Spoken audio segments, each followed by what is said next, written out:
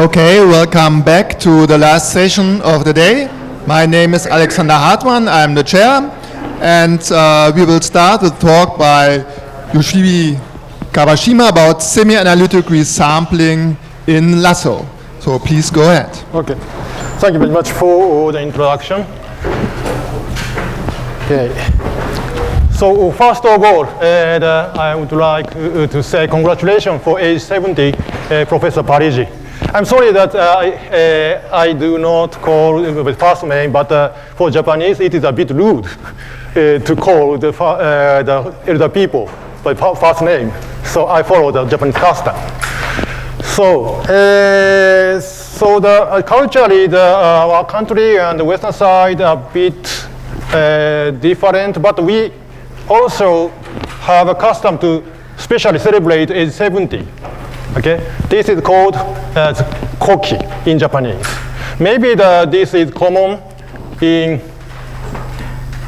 not only the Japan but also the East Asia, China, Korea, maybe the Vietnam, something. Yeah. And this koki originates from a famous phrase by a prominent ancient Chinese poet, Du Fu. In Japanese, Toho.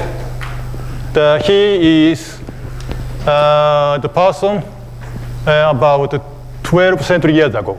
Okay. The phrase in Chinese written like this. I'm sorry, I cannot speak. In Japanese, it is said that 主席は尋常行くところにあり、人生70古来まれない。Okay, this translation is by the famous, maybe Japanese poet. Okay, I'm sorry, this is my bad English translation. Okay.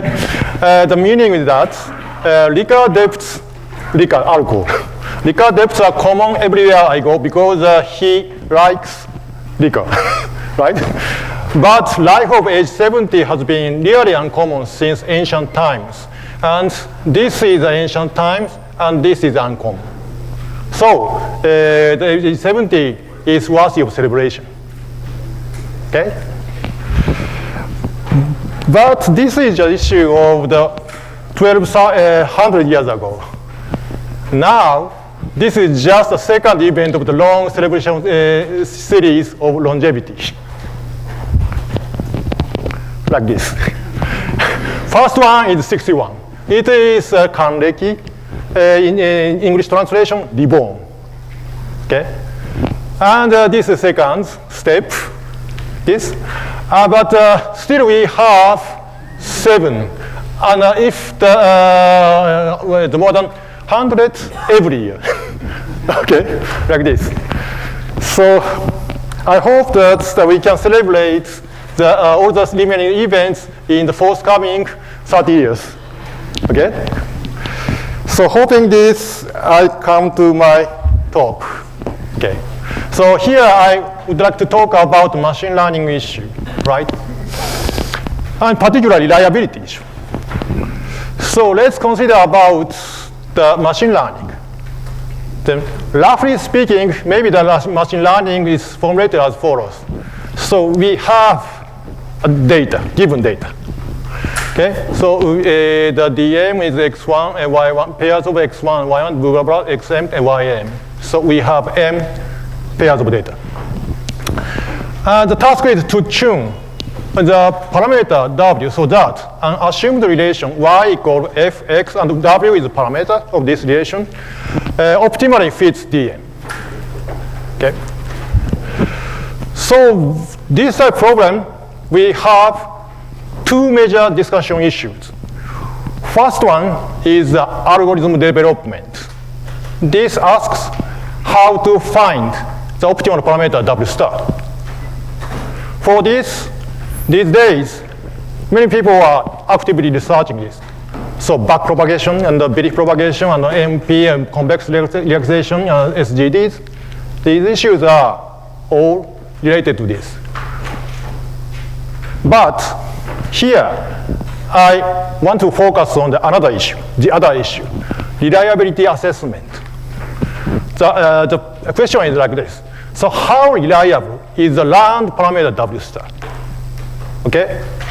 So using this functional algorithm, so presenting this type of data, some machine returns some W star. Okay, good.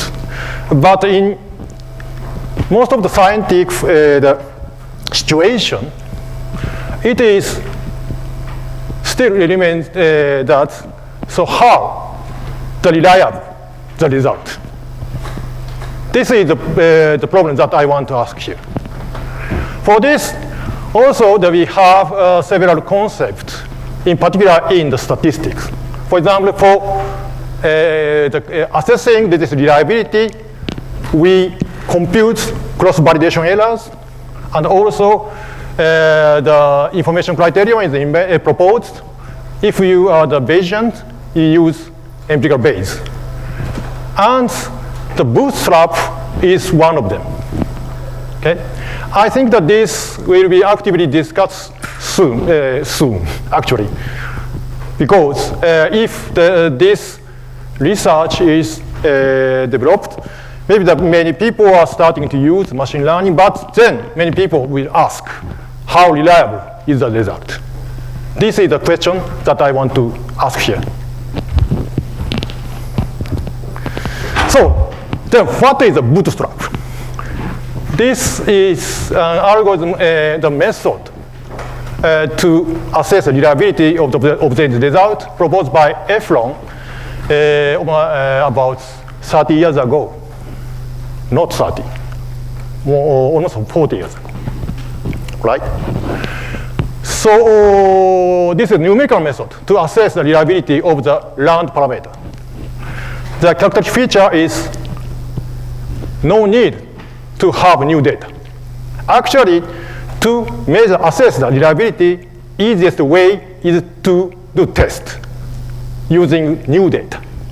Okay? Then we can know that round parameter is good or not. But often, having a new data is costly. So we want to do it only by using that available data in hand, at hand. Okay? So this is a very attractive property. And also, we can evaluate the error bars from a single data set. Okay? To have the error bars, normally we need measure fluctuation. Okay? To measure the statistical fluctuation, in natural way is to do experiments many times, but it's costly. It is costly. But by using this method, we can evaluate error bars from a single data set.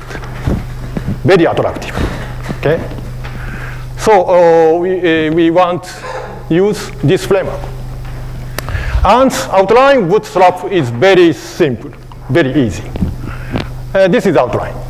So let's assume that we have a given data set, dn. Okay?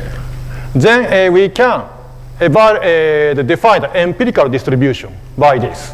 Okay, this is empirical distribution. Okay? Then what we have to do is just 2 steps. The iteration is just 2 steps. So evaluate parameter distribution by repeating the following procedures sufficiently many times. The first one is generate a bootstrap sample by resampling. Okay? From the empirical distribution, we generate independently MB times. MB defines the size of bootstrap sample. Okay? In standard cases, MB is set to n, the size of the original sample. Okay? And using this, just run the learning algorithm and have a random parameter, just one. And repeat this many times. Then we have a distribution of the random parameter, so we can have some error bars. Okay? That's the outline of the bootstrap. Okay, good point and bad point of the bootstrap. Good point is that general versatility. Okay? Since it is very simple, we can apply this method to any data sets and any learning algorithm as long as the IID assumption is acceptable. Okay? And algorithmic simplicity. Just repeat learning from resampled data many times. So no complexity. No complexity. The procedure itself is very simple. Just resample, learn, resample, learn. So iterate it many times. Just it.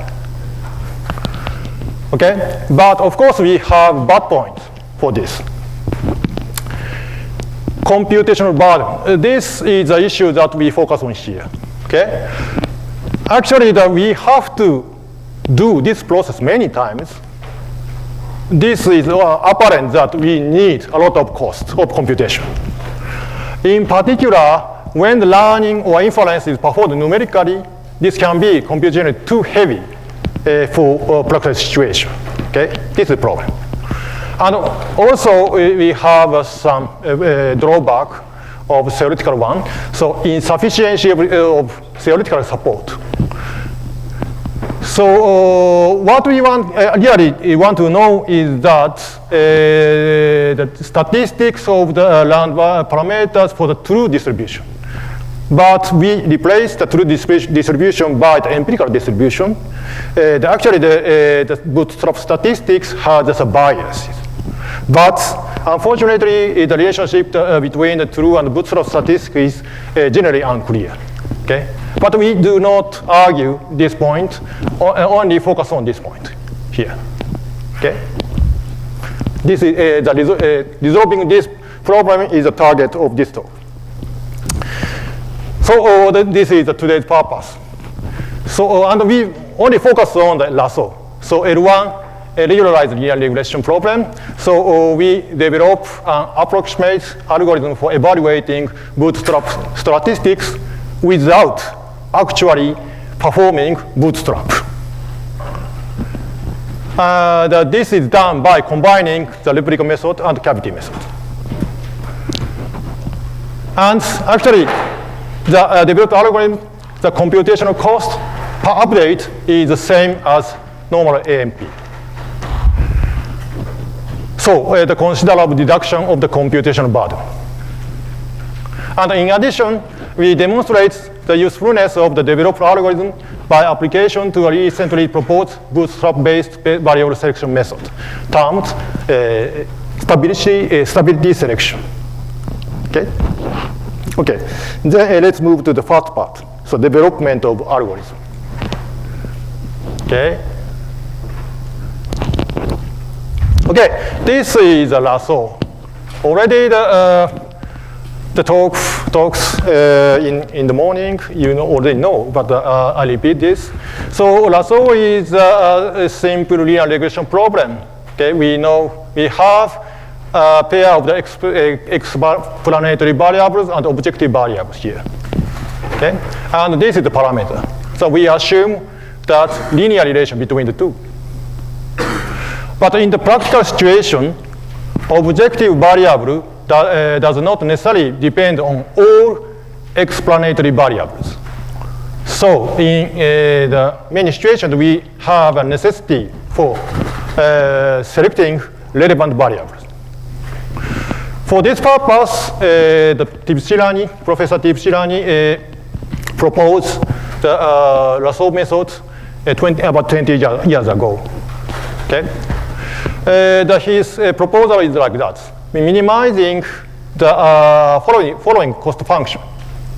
This one, this is composed of two terms. First one is for imposing the reproducibility for the data relation, and the second one is for pruning parameters.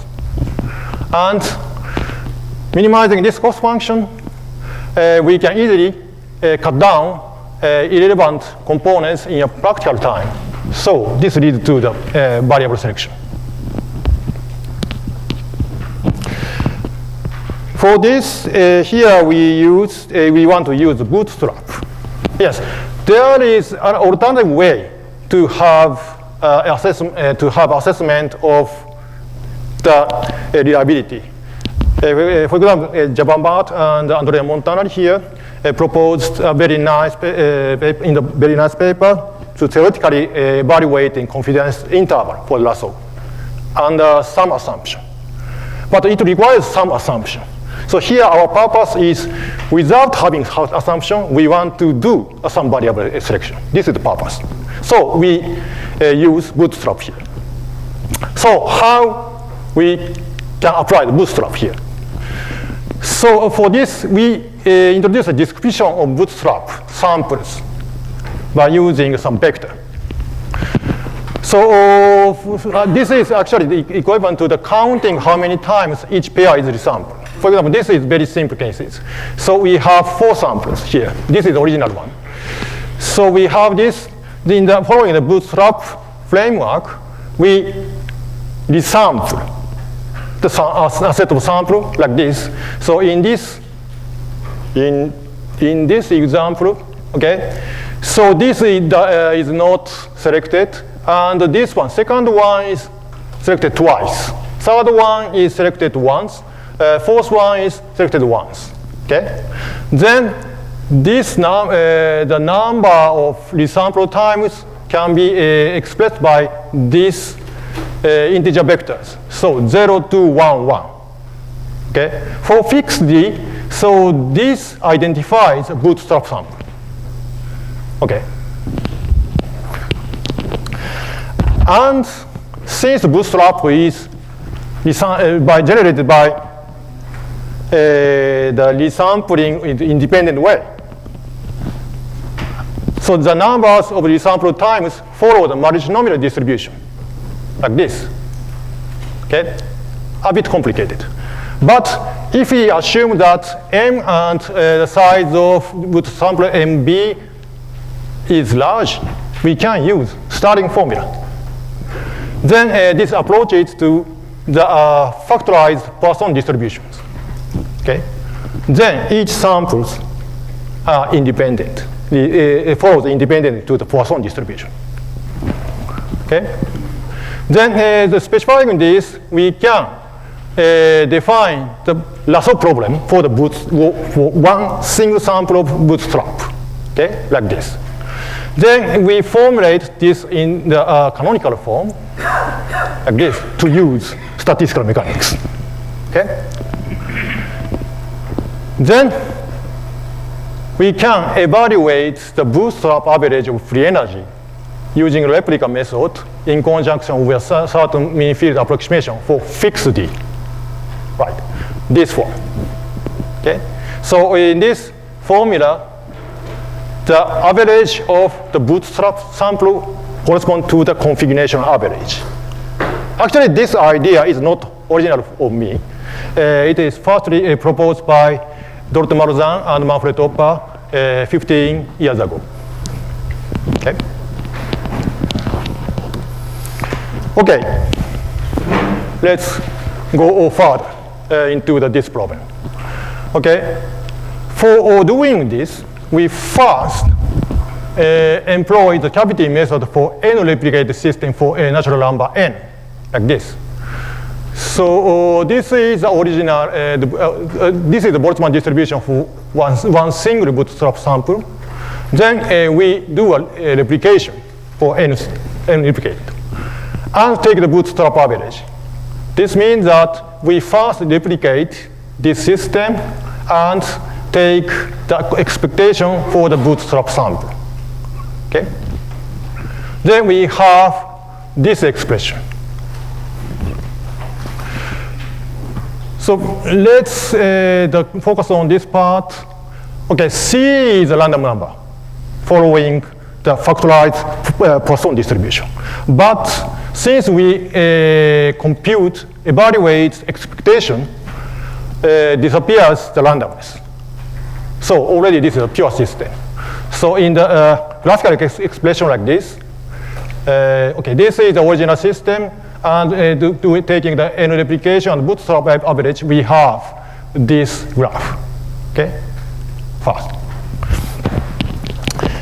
Then we can apply the belief propagation algorithm for this graph. Okay, for n equal 1, 2, 3. So natural numbers. Okay?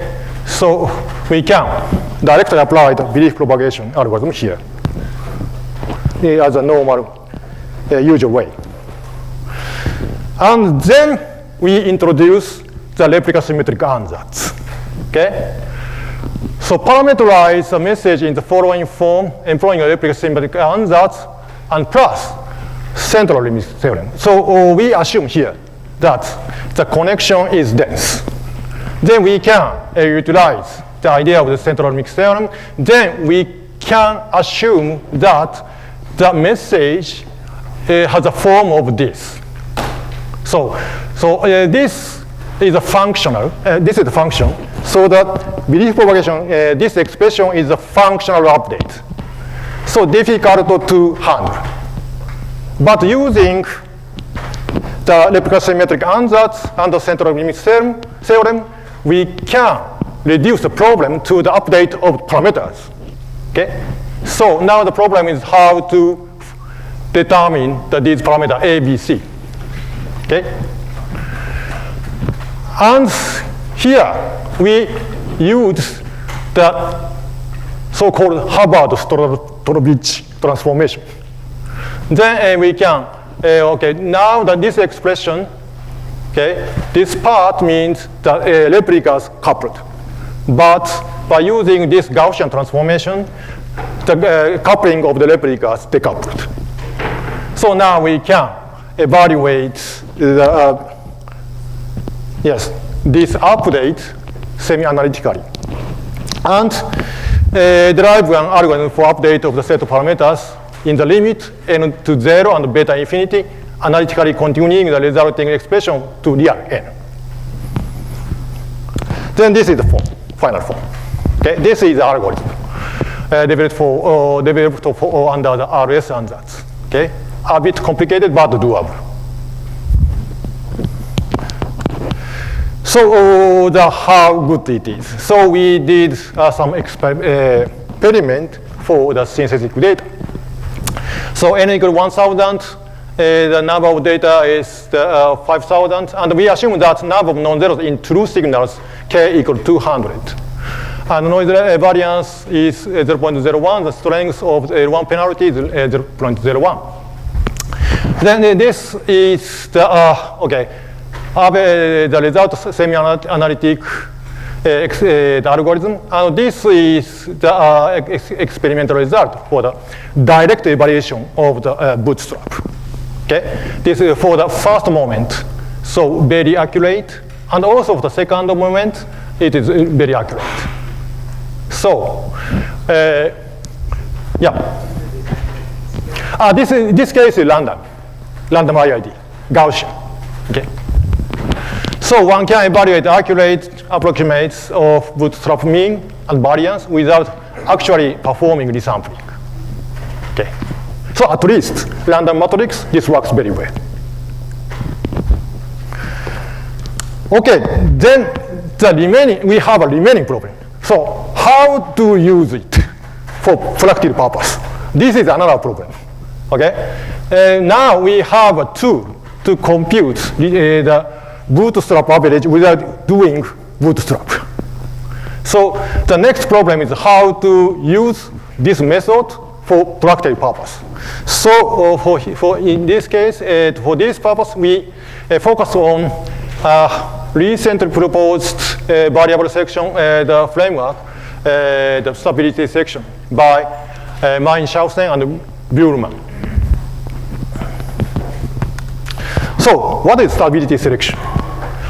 This is for the also for the proposal for Lasso, like this. And this is based on the bootstrap. Variable selection method based on Lasso and bootstrap. Basically, it's very simple.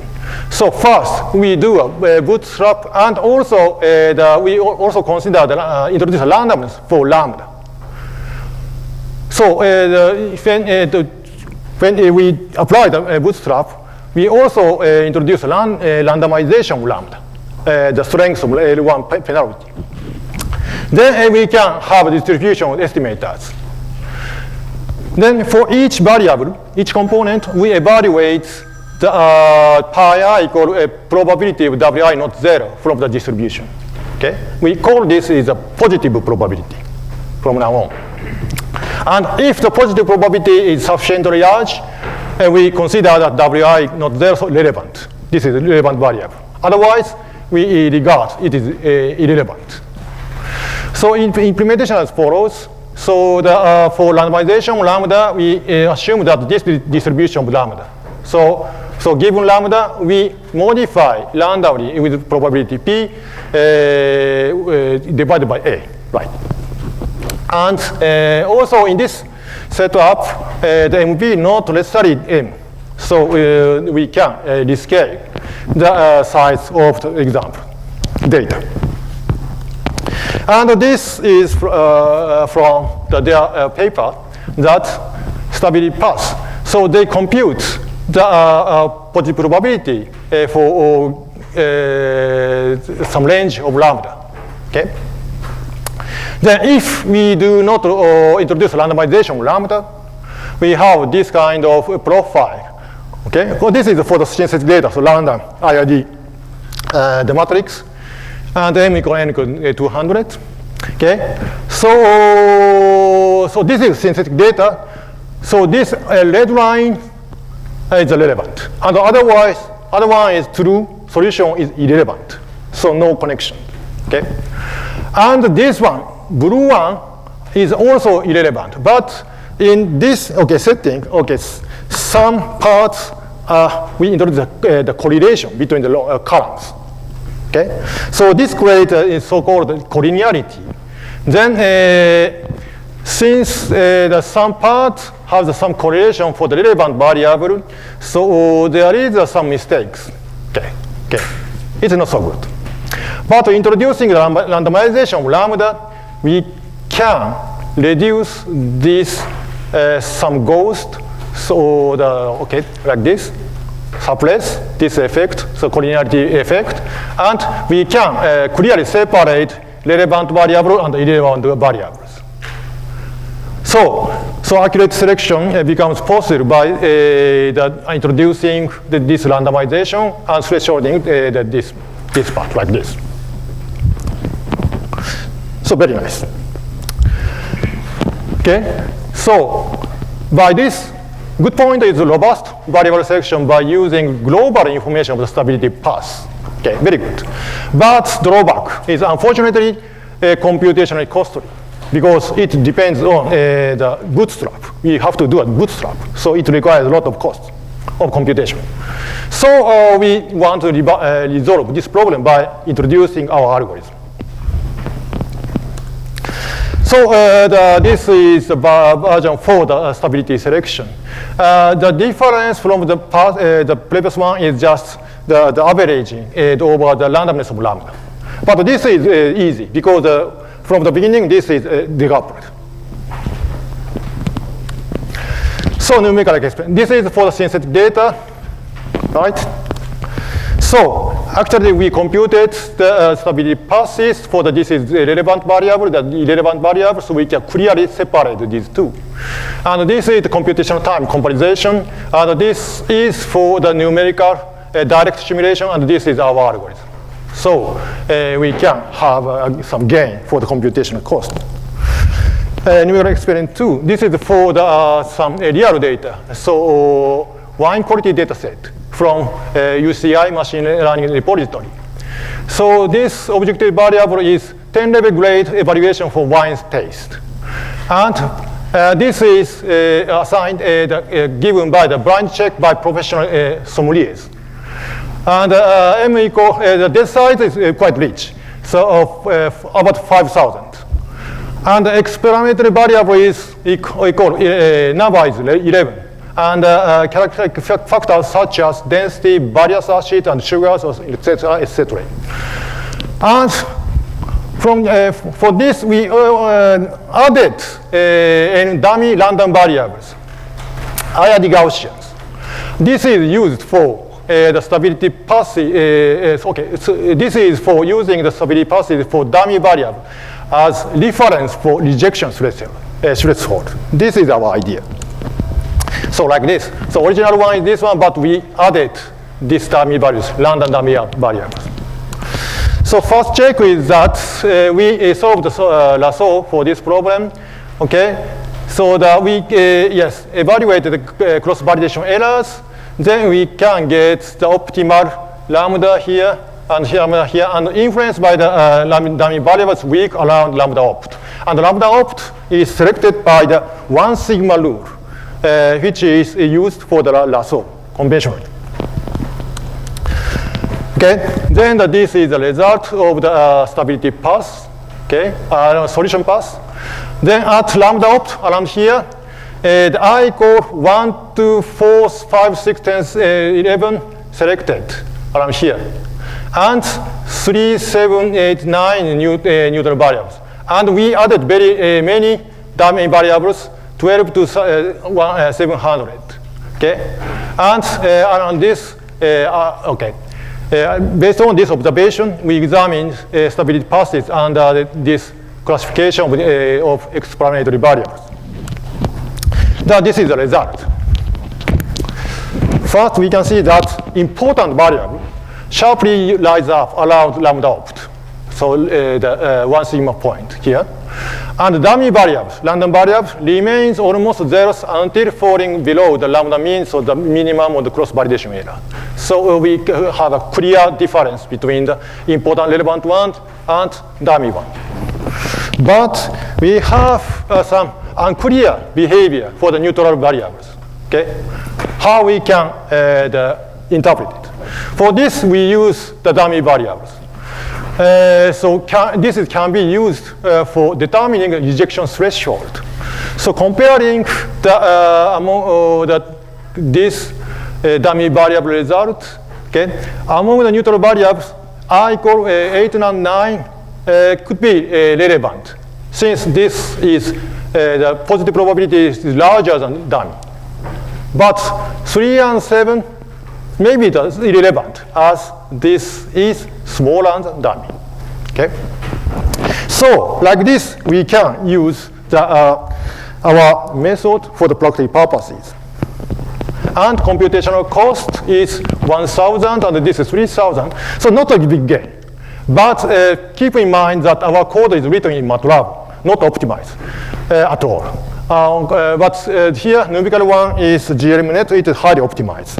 So maybe if we optimize the code, we have a bigger gain. So summary, maybe the finishing, so this is summary. And okay, thank you for all your attention. This is a reference. And again, so happy birthday, Professor Parigi.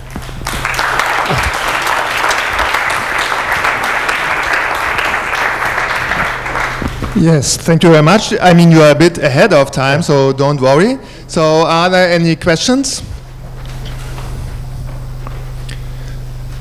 So maybe I ask by asking, what are the relevant physical criteria for good wine? Good wine, okay, very good question. So originally we have the 11 one. And most of them are selected as relevant, but the irrelevant one is 3 and 7 is that. Okay. 3 and 7, let's see. So very small.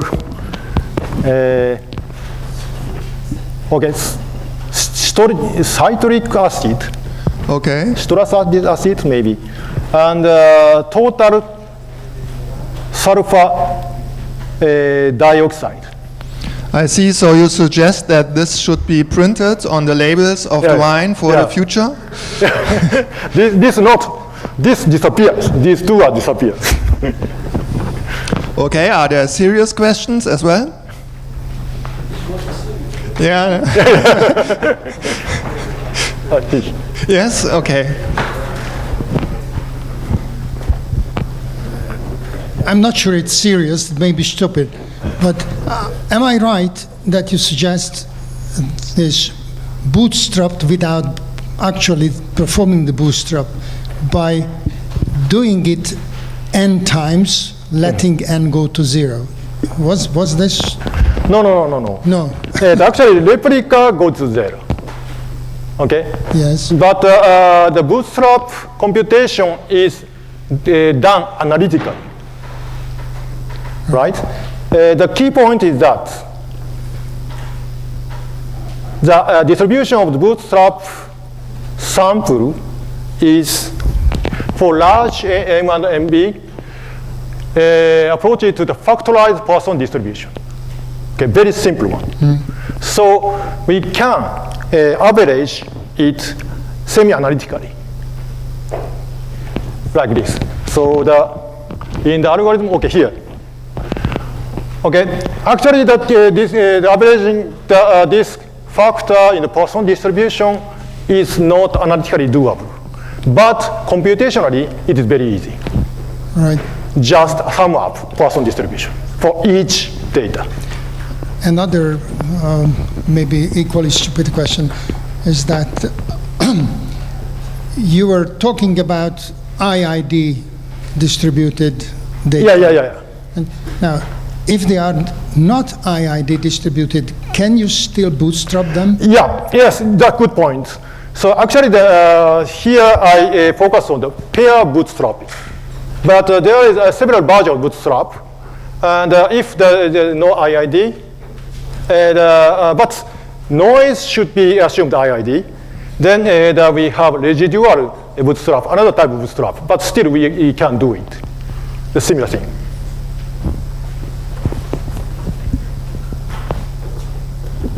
Okay, so more questions?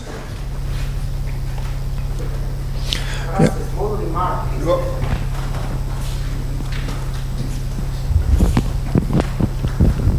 A small remark is that in high-dimensional problems, like the one that you're looking at, it's not clear that the bootstrap gives valid confidence intervals. So it is a good point. So we have to, examine more accurately.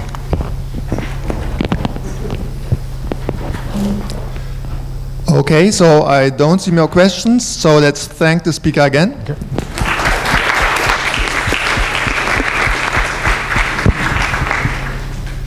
So next talk is given by